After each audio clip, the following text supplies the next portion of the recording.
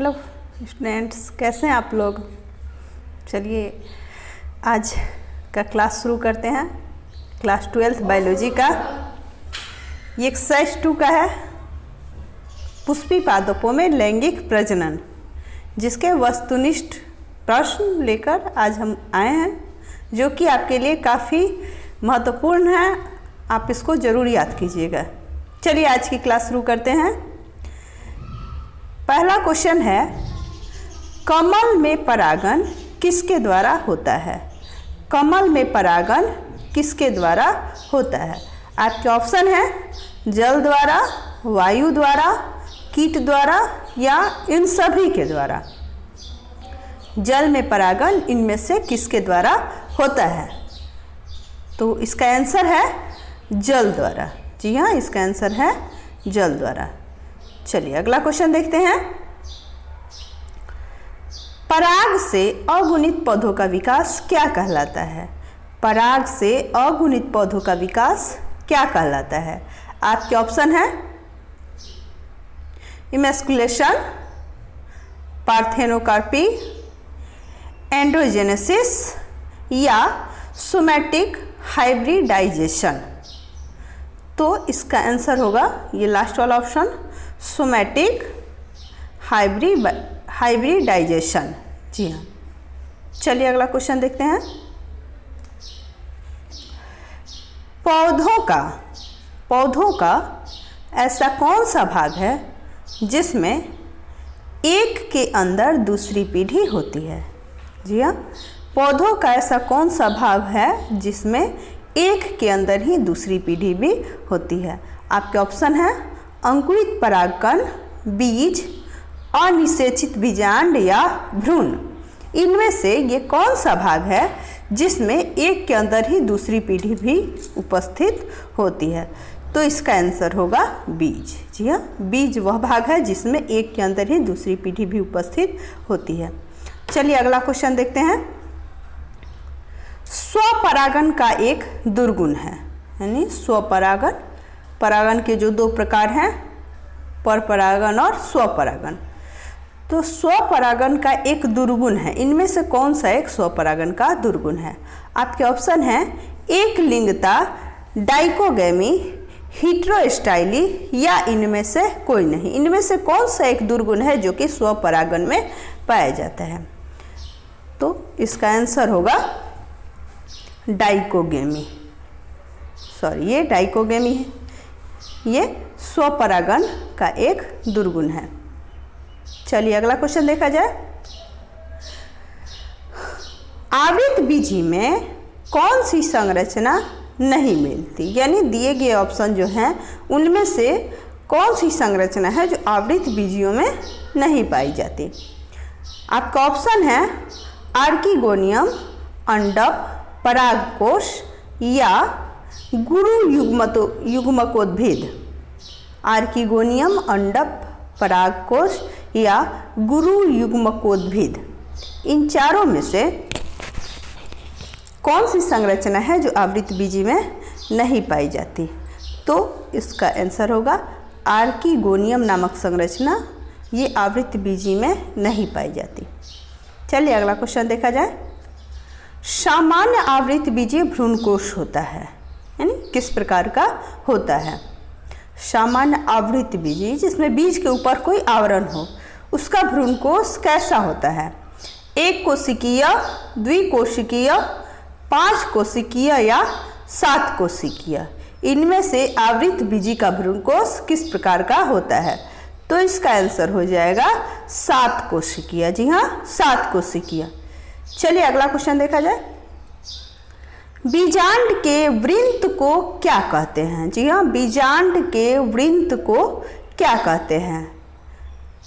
आपके ऑप्शन है फ्यूनिकल, केरेनिकल, न्यूसिलेस या पेडिसेल। इन चारों में से बीजांड का वृंत कौन सा कहलाता है। तो इसका आंसर होगा फ्यूनिकल। जी हाँ, फ्यूनिकल। अगला क्वेश्चन है, वह स्थान जहां बीजांड वृंत से जुड़ता है क्या कहलाता है। यानी बीजांड जिस स्थान पर बीजांड वृंत से जुड़ता है उसको क्या कहते हैं? आपके ऑप्शन है चैलेजल, बीजांड द्वार, बीजांडकाय या नाभिक। इन चारों में से वह कौन सा स्थान है जहां बीजांड वृंत से जुड़ता है? तो इसका आंसर होगा नाभिक। नाभिका या नाभिक इसको कहते हैं, यही बीजांड वृंत से जुड़ता है। चलिए अगला क्वेश्चन देखा जाए। निषेचन के पश्चात बीजांड परिवर्तित होता है, यानी किसमें परिवर्तित हो जाता है? निषेचन के पश्चात बीजांड किसमें परिवर्तित हो जाता है? आपके ऑप्शन है मध्यावरण में, बीज में, भ्रूण में या भ्रूणपोष में। तो इसका आंसर होगा बीज में। जी हाँ, बीजांड जो है वह बीज में परिवर्तित हो जाता है। चलिए अगला क्वेश्चन देखा जाए। अनिषेक जनन सामान्यतः मिलता है। अनिषेक जनन यानी जिसमें निषेचन के बिना ही जनन की प्रक्रिया होती है उसे अनिषेक जनन कहते हैं।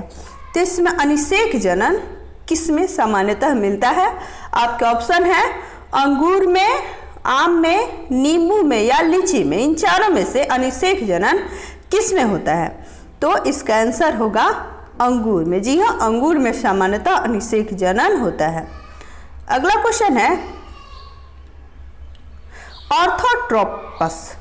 ऑर्थोट्रोपस बीजांड में बीजांड द्वार तथा निभाग होते हैं, यानी बीजांड द्वार और चैलेजा होते हैं। किस प्रकार के?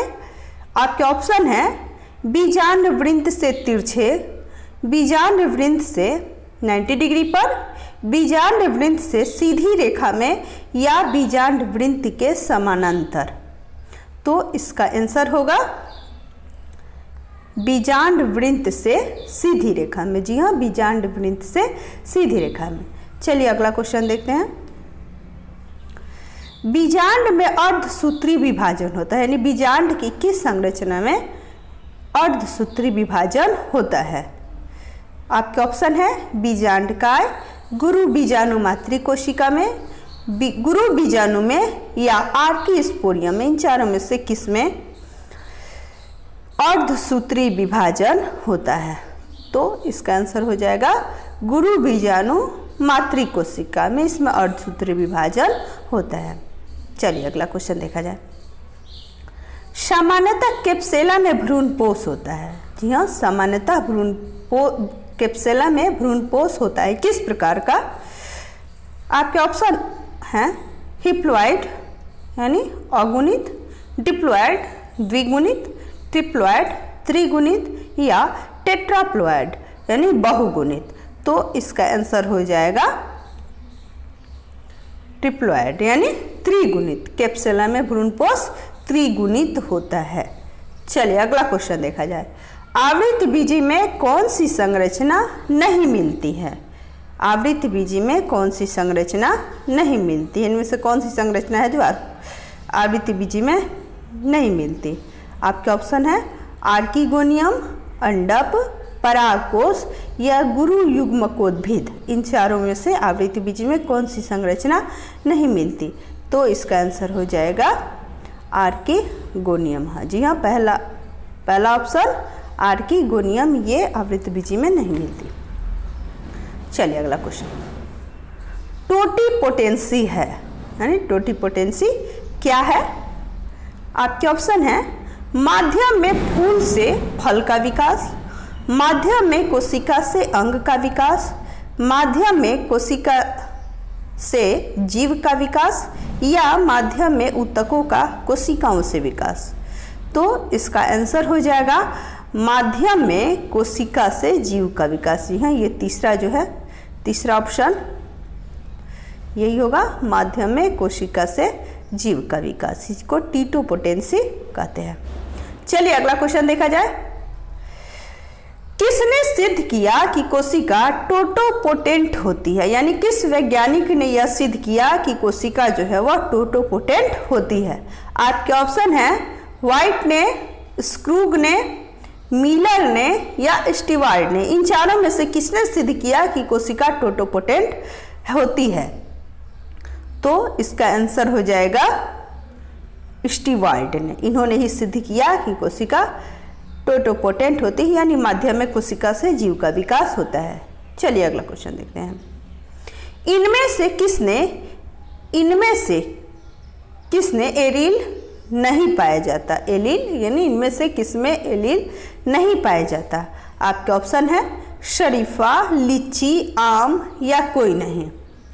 तो इसका आंसर हो जाएगा आम। चलिए अगला क्वेश्चन देखते हैं।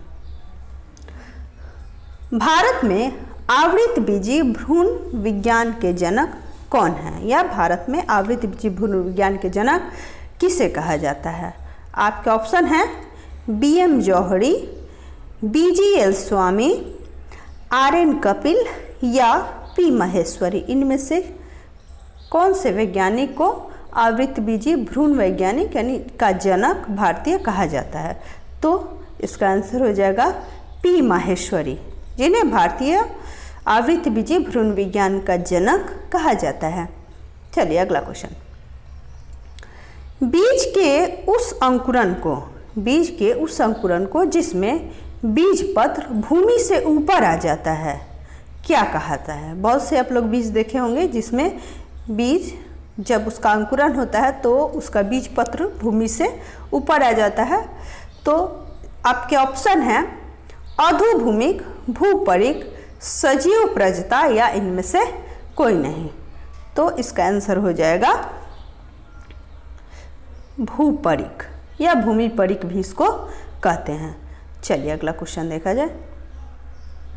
बिना निषेचन के फल के विकास को क्या कहा जाता है? यानी जब निषेचन की प्रक्रिया हुए बिना ही फल का निर्माण हो जाता है तो इस प्रकार के फल को क्या कहा जाता है? तो आपके ऑप्शन है अनिषेक जनन, हेटेरोस्टाइली, अनिषेक फलन या इनमें से कोई नहीं। तो बिना निषेचन के फल के विकास को अनिषेक फलन कहते हैं। जी हाँ, अनिषेक फलन कहते हैं। चलिए अगला क्वेश्चन। सेमल में किसके द्वारा परागण होता है? ये कॉमन क्वेश्चन है। सेमल में किसके द्वारा परागण होता है? तो आपके ऑप्शन है चमगादड़ द्वारा, पक्षी द्वारा, जल द्वारा या वायु द्वारा। तो इसका आंसर हो जाएगा सेमल में चमगादड़ के द्वारा परागण होता है। जी हाँ, पहला ऑप्शन सेमल में चमगादड़ के द्वारा परागण होता है। अगला क्वेश्चन। परिभ्रूणपोष किसका बचा हुआ भाग है? जी हाँ, परिभ्रूणपोष किसका बचा हुआ भाग है? आपके ऑप्शन है बीजांडकाय, भ्रूणपोष, भ्रूण या अध्यावरण। इनमें से भ्रूणपोष किसका बचा हुआ भाग है? तो आपका आंसर है बीजांडकाय। जी हाँ, भ्रूणपोष बीजांडकाय का बचा हुआ भाग। तो आज का ये क्लास यहीं पे समाप्त करते हैं और कल फिर आएंगे अगले जो इम्पोर्टेंट क्वेश्चन है उसको लेकर। Please subscribe my channel.